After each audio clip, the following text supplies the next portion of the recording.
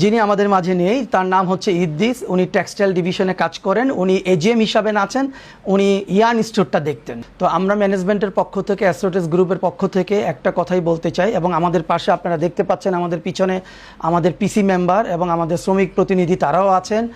এই যে একটা ঘটনা ঘটেছে আমাদের ফ্যাক্টরিতে, আমাদের এক ভাই, আমাদের এক সহকর্মী, উনি ফ্যাক্টরির অভ্যন্তরে আমাদের স্টোরে উনি ফাঁসি দিয়েছেন, এবং যথাযথভাবে এখানে পুলিশ আসছে, সাংবাদিক ভাইরাও আসছে, আমাদের শ্রমিক ভাই বোনরাও ওখানে প্রেজেন্ট ছিল।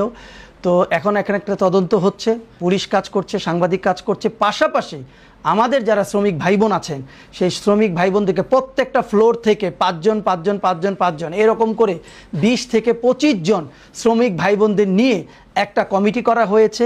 এই শ্রমিক ভাই বোনরা প্রত্যেকটা তদন্তের মধ্যে তারা ফিজিক্যালি প্রেজেন্ট থাকবে, তাদের উপস্থিতিতেই সমস্ত ধরনের তদন্ত কার্যক্রম পরিচালিত হবে।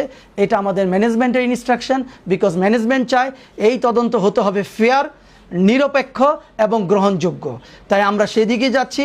আমরা চাই যেটা সঠিক সেটাই যেন পরিলক্ষিত হয়, সেটাই যেন তদন্তের মধ্যে উঠে আসে। প্রত্যেকটা তদন্তে শ্রমিক প্রতিনিধি সাথে থাকবে, কারণ এই ফ্যাক্টরি আমাদের এবং শ্রমিকরা আমরা সবাই মিলে এই ফ্যাক্টরিটাকে সুন্দর একটা জায়গায় রাখতে চাই।